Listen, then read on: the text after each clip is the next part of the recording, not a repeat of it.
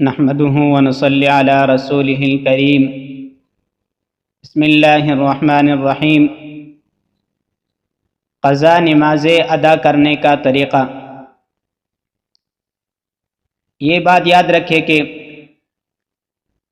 احادیث مبارکہ میں اس بارے میں بہت زیادہ وعیدیں اور ترغیب آئی ہے کہ نماز کو اپنے وقت پر نہ پڑھنا یا چھوڑنا کسی غفلت کی وجہ سے۔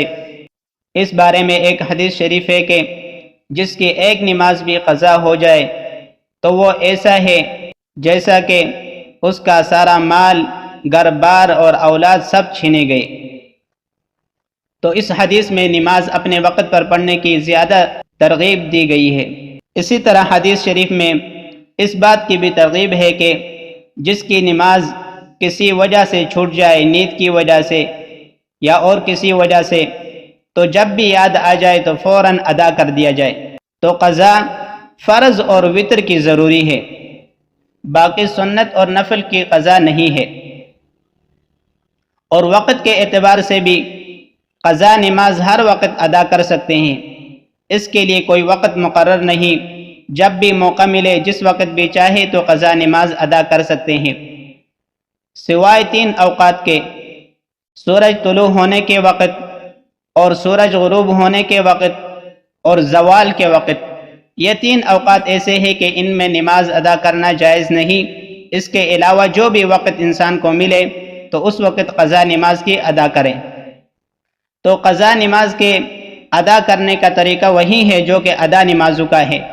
مثلا کسی کی ظہر کی نماز قضا ہو گئی تو اب جب ظہر کی قضا کریں تو وہی 4 رکعتیں جو کہ ظہر کی رہ گئی ہے فرض، وہی ادا کرے گا۔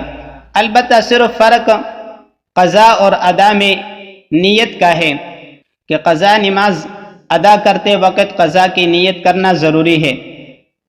اور نیت کا طریقہ یہ ہے کہ اب دیکھا جائے گا کہ یہ آدمی جس کی نماز قضا ہوئی ہے اسے اس دن کی تاریخ اور نماز یاد ہو کہ فلاں دن فلاں تاریخ کو یہ نماز قضا ہوئی تھی، تو اسی تاریخ کی نیت کرے اور اسی دن کی، تو اس طرح یہ ادا کر سکتا ہے۔ لیکن بسا اوقات ایسا بھی ہوتا ہے کہ نمازیں زیادہ قضا ہوئی ہو یا دن اور وقت یاد نہ ہو، تو اس صورت میں ادا کرنے کا طریقہ یہ ہے کہ نیت صرف اس طرح کرے کہ میری زندگی میں جو نماز قضا ہوئی ہے ظہر کی وہ میں ادا کر رہا ہوں، اور اسی طرح اگر عصر کی ہو تو میری زندگی میں جو عصر کی نماز قضا ہوئی ہے ان میں سے ایک میں ادا کر رہا ہوں، تو اس طرح یہ قضا نماز کی ادا ہو جائے گی۔ اس میں ایک یہ بات بھی یاد رکھے کہ بسا اوقات کوئی بے نمازی آدمی توبہ کر لیتا ہے اور ہمیشہ نماز پڑھنے کی نیت کر لیتا ہے، تو اب توبہ سے تو اس کے گناہ معاف ہو گئے، لیکن قضا نمازیں پھر بھی ادا کرنا ضروری ہے جو کہ گزشتہ ایام میں اس سے نمازیں رہ گئی تھی۔ تو اس میں بھی وہی طریقہ ہے کہ جب بھی نماز ادا کریں تو اس کے ساتھ 1-2 نمازیں قضا بھی ادا کرتے رہے۔ ہر نماز کے ساتھ 1-2 نماز ساتھ قضا بھی ادا کرے تو انشاءاللہ ایک وقت ایسا آئے گا کہ اس کی زندگی کی جتنی نمازیں رہ گئی تھی وہ ساری کی ساری پوری ہو جائیں گی۔ اسی طرح یہ بات بھی یاد رکھے کہ قضا نمازوں کے لیے ضروری نہیں ہے کہ جس وقت کی نماز جس وقت میں قضا ہوئی تھی اسی وقت میں وہ نماز ادا کی جائے۔ مثلا کسی کے عصر کی نماز قضا ہوئی تھی، اب یہ انتظار کرتا رہے کہ اگلے دن عصر کے وقت یہ نماز ادا کروں گا، تو یہ ضروری نہیں ہے، بلکہ جس وقت بھی موقع ملے تو قضا نماز ادا کر سکتا ہے۔ مثلا کسی کی عصر مغرب 2 نمازیں قضا ہوئی اور یہ اب ادا کرنا چاہتا ہے عشاء کے بعد، تو عشاء کے بعد یہ اب مغرب اور عصر دونوں ادا کر سکتا ہے۔ اسی طرح اگر کسی کی فجر کی نماز قضا ہوئی تو وہ ظہر کے بعد یا ظہر سے پہلے ادا کر سکتا ہے۔ یہ تو عام آدمی کے بارے میں تھا۔ ایک ہوتا ہے صاحب ترتیب۔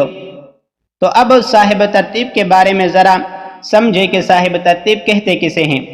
وہ کہ جس کے بالغ ہونے کے بعد سے لے کر ساری عمر کوئی نماز قضا نہ ہوئی ہو، یا قضا ہوئی ہو لیکن 5 سے کم ہو اور وہ پھر دوبارہ ادا کیا ہو، تو اب یہ صاحب ترتیب ہے۔ تو اس کی جب بھی نماز قضا ہوگی تو اب صاحب ترتیب کے لیے حکم یہ ہے کہ وہ پہلے قضا نماز ادا کرے گا، پھر جو وقت کی نماز ہے ادا نماز اسے ادا کرے۔ مثلا کوئی صاحب ترتیب شخص سے فجر، ظہر اور عصر 3 نمازیں قضا ہوئی، تو اب جب یہ مغرب کی نماز پڑھے گا تو پڑھنے سے پہلے یہ 3 نمازیں ترتیب وار، پہلے فجر، پھر ظہر، پھر عصر، یہ ادا کرے، اس کے بعد پھر مغرب کی نماز ادا کر سکتا ہے۔ ہاں اگر کوئی صاحب ترتیب سے 5 نمازوں سے زیادہ قضا ہوئی تو اب یہ صاحب ترتیب نہ رہا، کیونکہ 5 سے زیادہ قضا ہونے کے بعد صاحب ترتیب سے انسان نکل جاتا ہے، تو اب یہ جس ترتیب سے چاہے، جس طرح کے پہلے مسئلہ گزر گیا، تو ادا کر سکتا ہے۔ لیکن جب تک 5 نمازوں سے کم اس کی نمازیں قضا ہوئی ہو تو بالترتیب ادا نماز سے پہلے قضا پڑھنا ضروری ہے۔ اگر کوئی نماز ادا پہلے پڑھ لی، بعد میں قضا پڑھ لی صاحب ترتیب نے، تو دوبارہ ادا نماز کو لوٹانا ضروری ہے، کیونکہ یہ صاحب ترتیب تھا اور صاحب ترتیب کے لیے قضا نماز ادا کرنے کا حکم الگ ہے۔